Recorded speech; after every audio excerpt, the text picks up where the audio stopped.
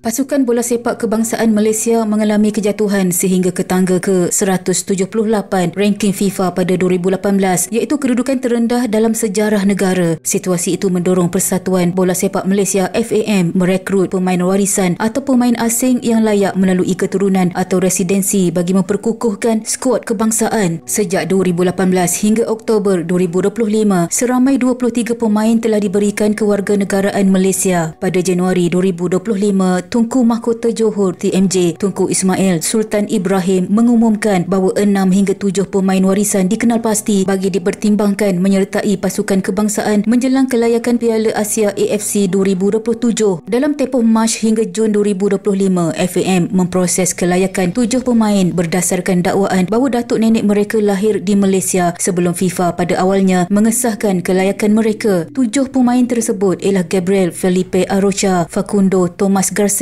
Rodrigo Julian Holgado, Emmanuel Javier Machuca, João Vitor Brandao Figueiredo, John Irazabel Iragi dan Hector Alejandro Hevel Serrano. Kesemuanya ditampilkan dalam kemenangan 4-0 Malaysia menentang Vietnam dalam kelayakan Piala Asia AFC 2027 pusingan ketiga perlawanan kumpulan F pada 10 Jun 2025. Selain itu, Hector Hevel juga tampil dalam kemenangan 2-0 awal ke atas Nepal dalam kelayakan yang sama.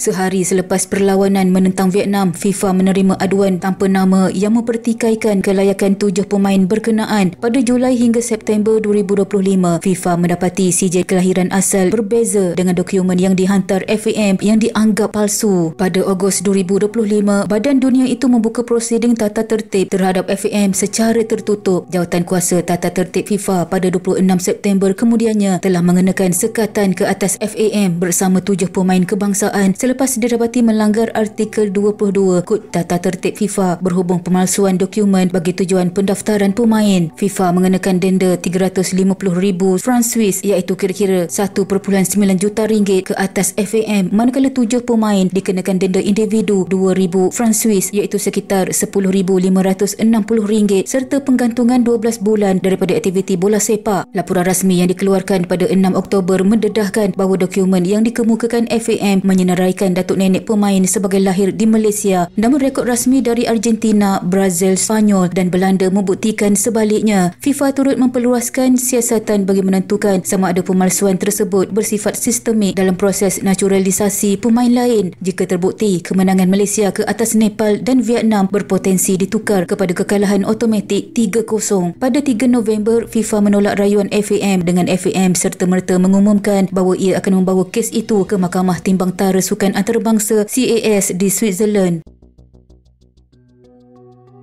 Skandal pemain warisan meletakkan FAM serta Kementerian Dalam Negeri KDN dan Jabatan Pendaftaran Negara JPN dan beberapa agensi kerajaan lain di bawah pengawasan peminat dan penggumbal undang-undang bola sepak. FAM mengakui terdapat kesilapan teknikal dalam dokumen namun menegaskan 7 pemain terbabit kekal warga negara Malaysia. Menteri Dalam Negeri Datuk Seri Saifuddin Nasution Ismail menjelaskan isu ini berkaitan pematuhan peraturan FIFA bukan kerakyatan dan pemain memenuhi syarat naturalisasi. Permohonan itu diproses mengikut juga kaedah-kaedah warga negara 1964. Maka permohonan warga negara diberikan. TMJ dan bekas Menteri Belia dan Sukan Khairi Jamaluddin mempersoalkan keputusan FIFA yang menterbalikkan keputusan sebelum ini dan membenarkan 7 pemain itu untuk beraksi dalam pasukan Harimau Malaya serta kemungkinan campur tangan pihak luar. Dalam masa yang sama, JPN menafikan terlibat dalam pemalsuan dokumen itu. Di peringkat antarabangsa, Persatuan Bola Sepak Vietnam VFF mengambil pendirian neutral apabila Nepal meminta FIFA membatalkan kekalahan mereka kepada Malaysia. Media Vietnam melaporkan VFF tidak pernah memfailkan aduan rasmi bercanggah dengan dakwaan Malaysia yang menyatakan bahawa Vietnam merupakan pihak pertama yang mengemukakan aduan kepada FIFA. Jawatan kuasa rayuan FIFA menyatakan pemain percaya aduan datang dari VFF, namun jawatan kuasa itu menafikannya dan menjelaskan bahawa aduan yang diterima FIFA bukan daripada pihak berkuasa Vietnam walaupun laporan FIFA menyebut Vietnam berpotensi memfailkan bantahan. TMJ mendakwa beliau dimaklumkan oleh Konfederasi Bola Sepak Asia AFC bahawa aduan datang daripada seorang dari Vietnam bukan daripada persekutuan dan mempersoalkan mengapa ia diambil serius.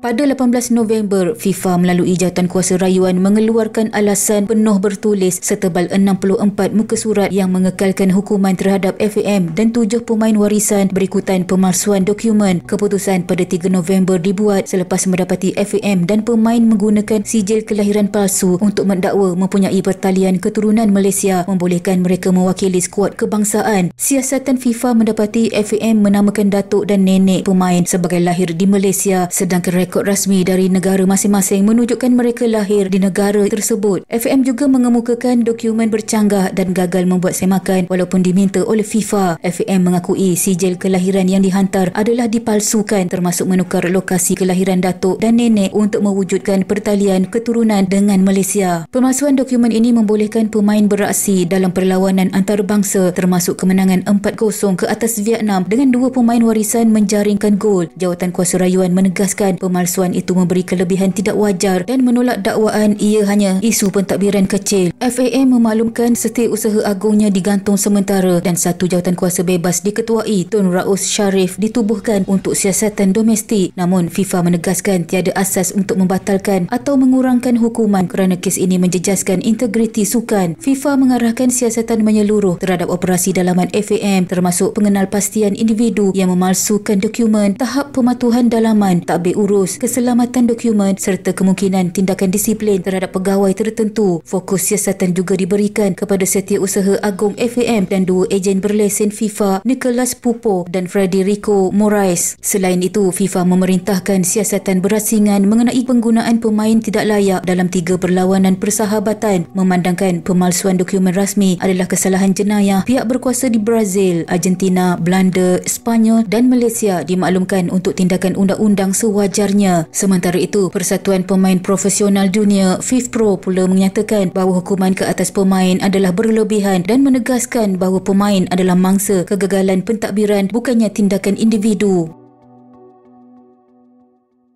FAM berdepan risiko aib lebih besar jika pihak berkuasa di 4 negara lain mendapati wujud kesalahan jenayah berkaitan pemalsuan dokumen pemain warisan. Bekas Timbalan Presiden FAM, Datuk Seri Rizwan Sheikh Ahmad berpendirian bahawa Malaysia tetap dianggap kalah jika 4 negara merumuskan berlaku kesalahan walaupun Malaysia sendiri tidak menemui unsur jenayah kerana keputusan 4-1 tetap menunjukkan kekalahan. Rizwan berharap pelaku sebenar dapat didedahkan dan menegaskan bahawa FAM sepatutnya menerima hukuman kerana dalam laporan FIFA, mereka sendiri mengakui kemungkinan berlaku kesilapan. Dia menyatakan bahawa FAM tidak boleh melawan FIFA kerana FIFA mempunyai akses kepada fakta dan data yang tepat di banyak tempat. Dia juga menyatakan bahawa membawa kes ke Mahkamah Timbang Tara Sukan CAS hanya akan memalukan Malaysia di peringkat antarabangsa, menjadikan negara bahan ketawa dan berpotensi meningkatkan lagi hukuman. Dia menambah bahawa tindakan awal menggantung Setiausaha Agung Datuk Nur Azman Rahman menimbulkan persoalan kerana orang ramai mempersoalkan